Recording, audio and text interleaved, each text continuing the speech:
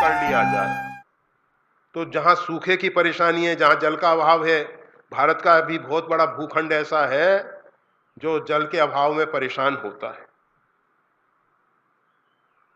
वो वर्षा का जल तबाही, नुकसान, बाढ़ों के द्वारा भयंकर स्थिति पैदा कर रहा है। वो जल जो है अगर व्यवस्थित कर दिया जाए तो निश्चित है कि कहीं जल का अभाव नहीं रहे, जल का अभाव नहीं रहे। गंगा की जो नहरें हैं, उन्होंने पश्चिमी उत्तर प्रदेश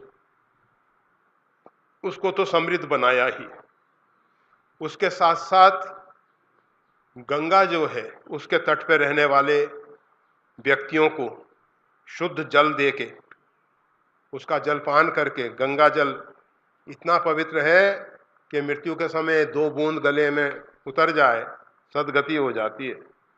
घरों में लोग गंगा जल ला के रखते हैं। तो जो हमेशा निरंतर गंगा जल पान करते हैं उनकी बुद्धि शुद्ध क्यों ना हो। तो गंगा के किनारे भगवान वेद व्यास जी ने 18 पुराण और महाभारत जैसा ग्रंथ रचा, वेद का विभाजन किया।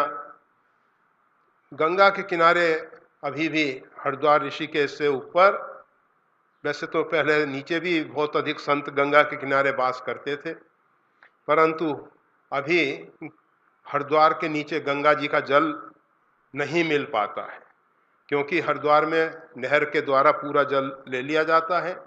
ग्रीष्मकाल में जो जल बढ़ता है उसको और दूसरी नहरों के द्वारा ले लिया जाता है, और हाँ, वर्षा का जल अभी बेकार जा रहा है। तो उसमें भी हमारा तो विचार हमेशा रहता है कि अगर एक इस प्रकार का आयोजन किया जाए कि समुद्र में जल की जरूरत नहीं है, समुद्र में दिन प्रतिदिन जल का स्तर ऊपर उठ रहा है। कारण क्या है? जो नॉर्थ पोल इत्यादि पे बर्फ है वो गल रही है, उसके कारण जल का स्तर, और वो एक दिन बड़ी समस्या बनने वाला है। तो हम उस बर्फ को तो सीधे तो नहीं रोक सकते हाँ, इतना जरूर कर सकते हैं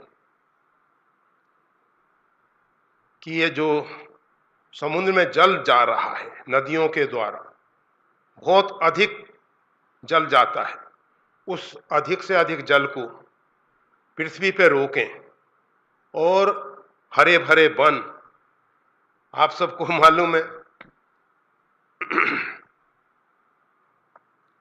इजराइल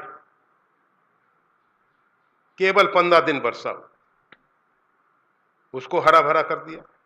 दुबई, जहां वर्षा का बहुत अभाव, उसमें समुद्र का पानी को पीने योग्य बना के जल पिया जाता है। इस प्रकार के स्थानों को भी हरा भरा कर दिया। और भारत में तो इतना जल है, इतना जल है, केवल उसको सुव्यवस्थित करने की जरूरत है। हमारे यहाँ 2 समस्याएं, बाढ़ और सूखा, दोनों समस्याएं बनती हैं। अरे भाई, केवल करना इतना है कि जो बाढ़ का जल है उसको सूखे के स्थान पे पहुंचा दो, क्या तकलीफ है। जब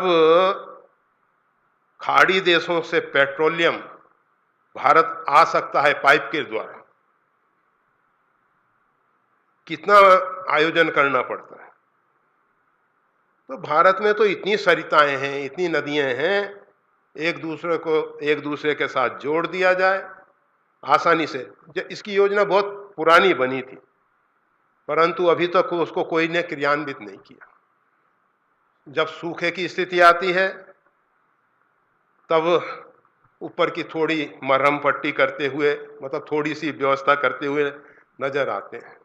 जब बाढ़ की स्थिति बनती है उस समय भी थोड़ी बहुत व्यवस्थाएं कर देते हैं और संतुष्ट हो जाते हैं। अगर स्थायी इसका हल खोजा जाए। वो एक ही है कि वर्षा के समय का जल, वैसे टीवी पे चिल्लाते हैं बूंद बूंद जल की बचाओ, अरे 1 सेकंड में लाखों क्यूबिक फीट जल बह के समुद्र में जा रहा है, लाखों, 1 सेकंड में। बूंद बूंद बचाने के चक्कर में मत पड़ो, वो जो इतना जल एक साथ जा रहा है उसको रोको ना भाई। वीडियो देखने के लिए धन्यवाद। श्री गुरुदेव की वाणी का और ज्यादा लाभ लेने के लिए कृपया हमारे चैनल को लाइक और सब्सक्राइब करना ना भूलें। चैनल का लिंक डिस्क्रिप्शन बॉक्स में उपलब्ध है। जय श्री राम।